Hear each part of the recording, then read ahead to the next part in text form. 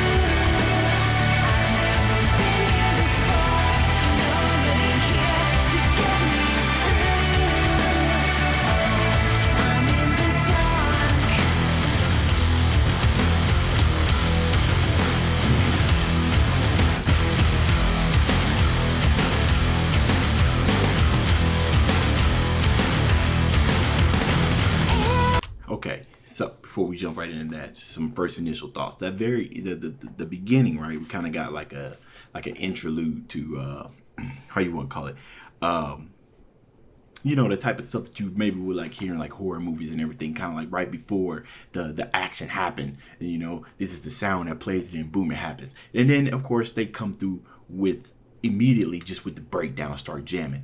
Another thing I found interesting about this is when she started singing was the melody that was going on in the back. Now that's a melody that I would expect to hear in like symphonic metal. Now if that's what this is, which I don't think it is, no, I don't think it's symphonic metal. It may be, but it added a sort of innocence with that melody in the background playing over these the guitars that was playing, because everything was like really down and dirty, and then at the same time we got a duality of like down and dirty and hey, that's all, I'm nice and fluffy, come play with me. And we kind of heard a little bit of some like orchestrated rises going on in the background as well to accompany that melody right before we went into the breakdown. Now during that breakdown, they kind of sped it up a little bit by adding a little bit more drum and a little bit more kick on it, so that if you were just banging your head to it, now you can do it like almost like in a double time sense, right? So you start jamming. One of those things that musicians throw in to help keep your attention and stop things from being so stale throughout the entire song is just simply switch up the breakdown. So for just first impressions, right? That's pretty nice. I like that.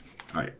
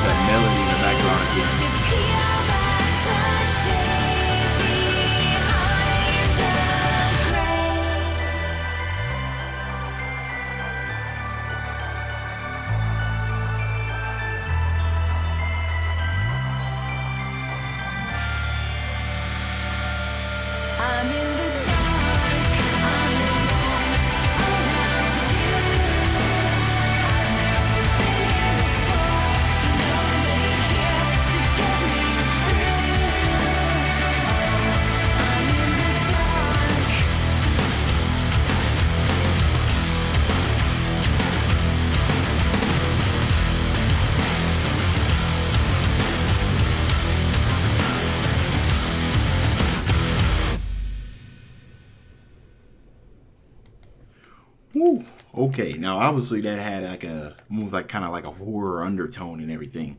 Now when it comes to looking at some of the the music videos for rock stuff, now of one of the sometimes I like to have the lyrics up and everything just to make sure I don't leave things up to my interpretation. I can look, I mean, I'm not always interpret it, but at least I can hear what the artist is saying. Now, of course, I could just simply have the lyrics up on my phone and then following along, but then I kind of spoil it for myself by going forward and reading too much on what I should. It's usually the reason why I usually stick to lyrical videos. But just going off from what I could tell, because usually visually sometimes they can go in. Visually sometimes they represent what they're saying in there.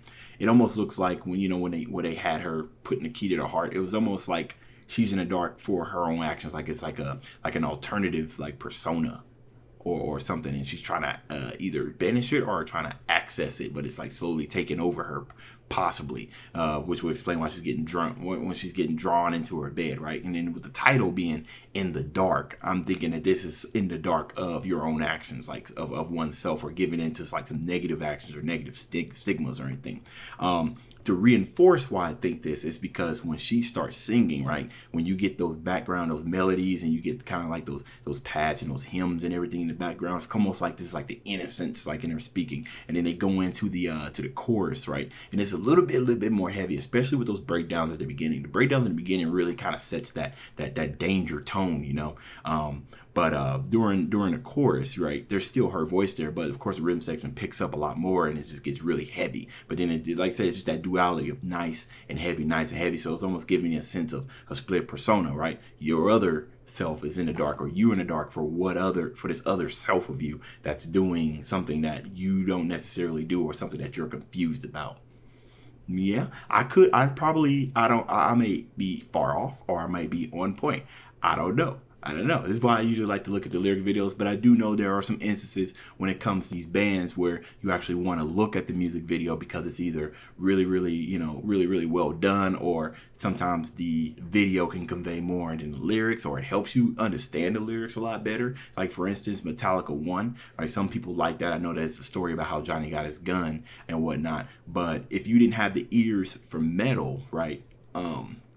Just simply looking at that, and this isn't something that I did, but just simply looking at that with the audio off, you can tell that it's obviously got something to do with the war and somebody's hurt, and you probably in there, but it helps to understand the lyrics. You know what I mean? Especially for somebody like myself.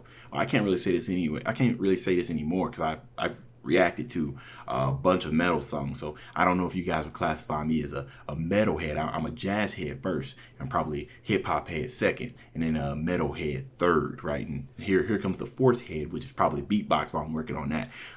But once you start listening to these genres, you're able to pick up on more things. Like for instance, if you listen to like death metal or whatnot, or anything that has like a lot of scream. Now, first, for somebody like myself, I'm not going to understand what they're saying. I need the lyrics up. Other people who've listened to that type of metal for a long time can pick up these type of things instantly. Same thing with this type of music here. Her lyrics were clean for the matter part, but for most of the part. But with me watching this for the first time, there's a whole lot of things I'm trying to dissect, right? I'm listening to the audio in the background, I'm listening to the drums, listening to I'm looking at the imagery, right? And I'm also trying to look up at her vocals. So when I look at lyric videos, all that's wiped away and it's just focused on the music, right, and the lyrics, right? So but like I said, sometimes you got to look at music videos to kind of get the message, or for them to paint the entire picture, because this is how the artist intended, for the most part, what this song's supposed to be about. Yeah, that makes a little sense.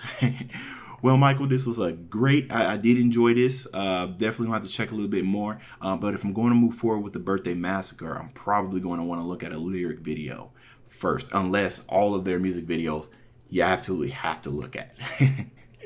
All right, y'all. That's the end of this video. If you enjoyed the content, leave a like and subscribe. Dave's out.